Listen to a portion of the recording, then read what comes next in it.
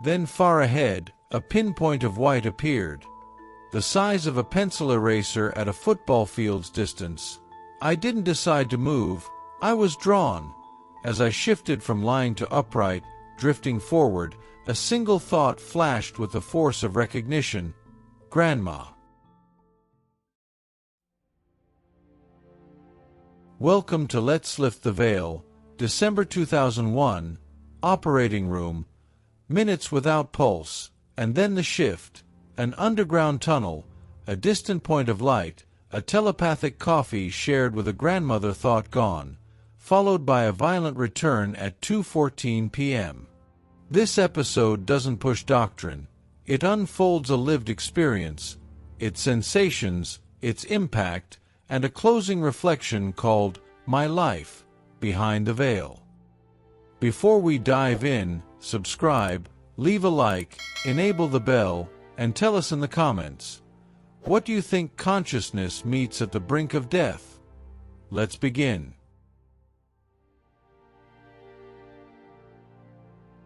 I went into the hospital expecting something simple, like antibiotics, maybe a shot, and home by evening. My throat had been a battlefield for years, and this time I couldn't even swallow. The fever kept pushing past 100.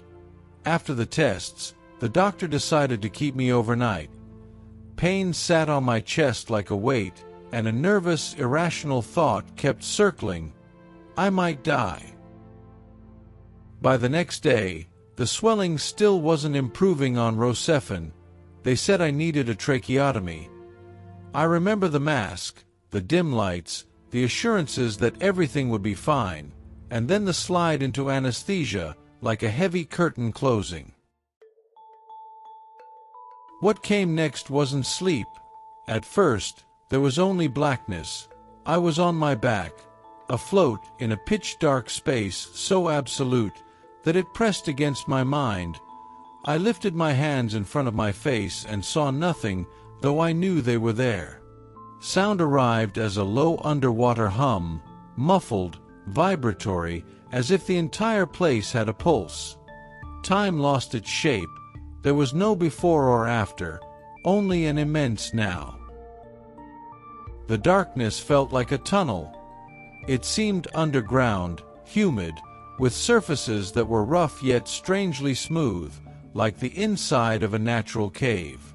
I sensed small doorways all along the sides, like they were options leading elsewhere.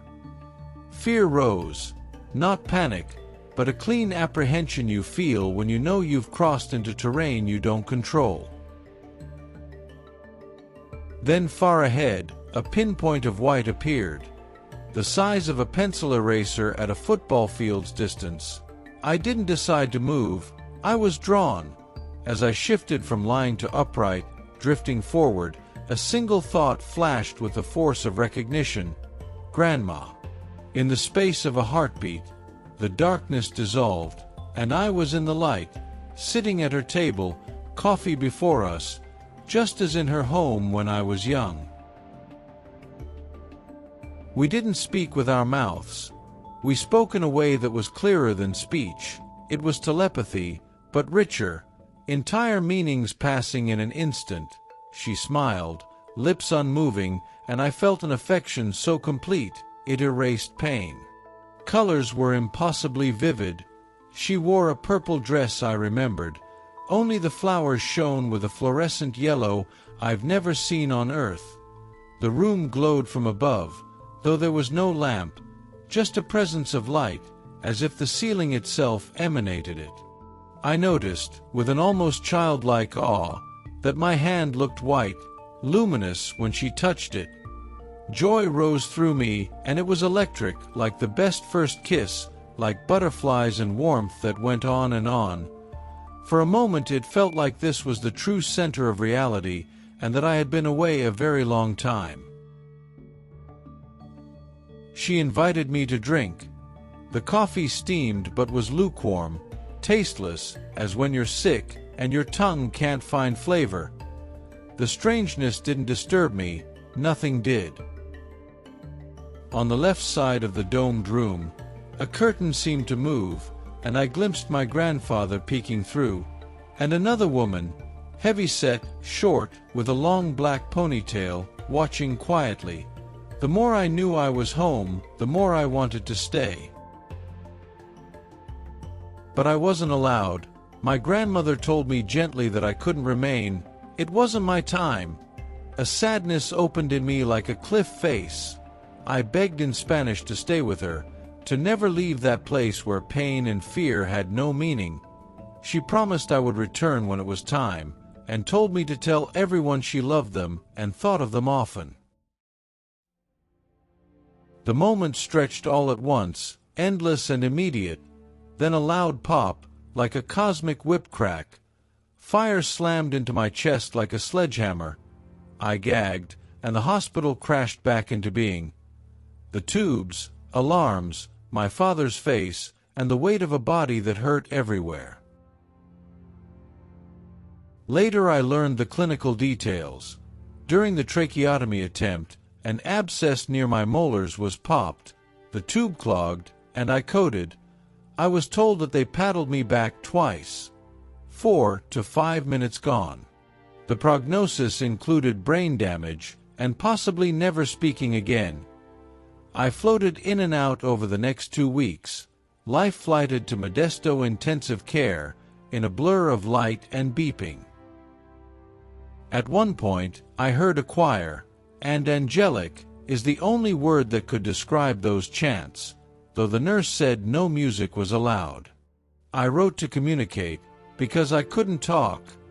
I told the nurse there were other people there, my family, though she said no one had arrived yet from Los Baños.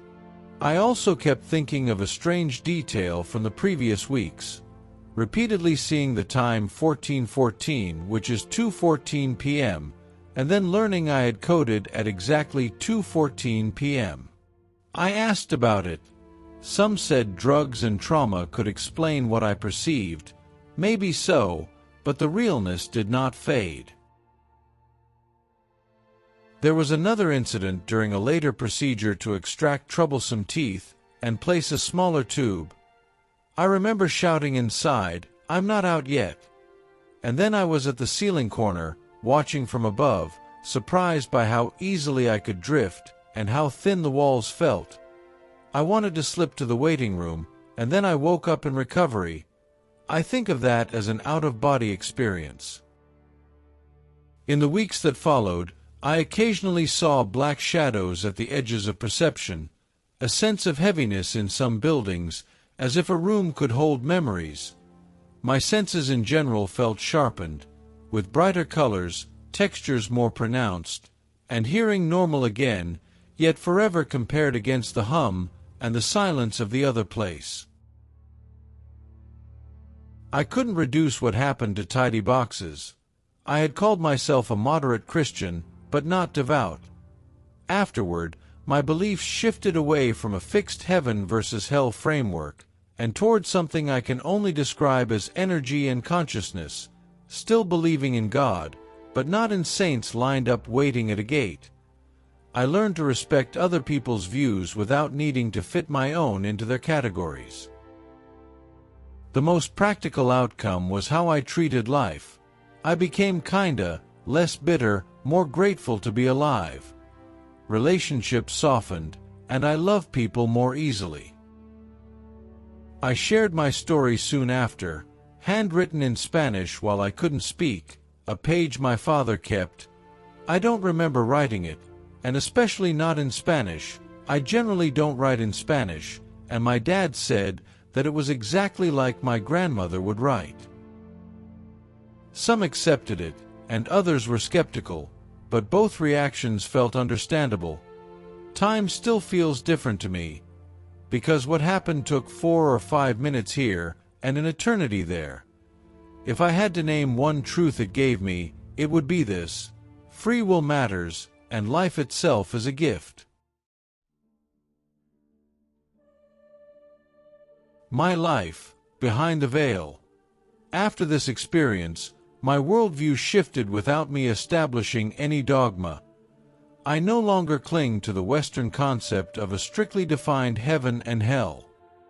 I understand reality more in terms of forces and energies, while maintaining my belief in God and respecting everyone's convictions. My fear of death has eased. I have become more loving, more open to life, and my relationships have softened. I express affection and gratitude more easily, and I prioritize the quality of my connections. For several weeks, I perceived black shadows and a particular density in certain places. I also developed a keener intuition about atmospheres and emotional states. To document these impressions, I bought a digital recorder and obtained results that, for me, confirmed that reality transcends our ordinary senses. Socially, when I share my experiences, reactions range from sincere acceptance to skepticism. I accept these responses without trying to convince anyone. What matters to me is inner transformation. Loving more, living with less bitterness, and choosing priorities that are aligned with the awareness that life is precious and free will is essential. Thank you for watching this near-death experience until the end. You've just heard a journey through fear, heightened perception, and quiet transformation without dogma. If you'd like more episodes like this, subscribe, hit the bell, and leave a like. It truly helps the channel. You can also add your perspective or your own ND in the comments. This is a respectful space for reflection. To continue, check the near-death experience playlist on the end screen and the link in the description. Please take care of yourself and your loved ones. See you soon for another journey beyond the veil.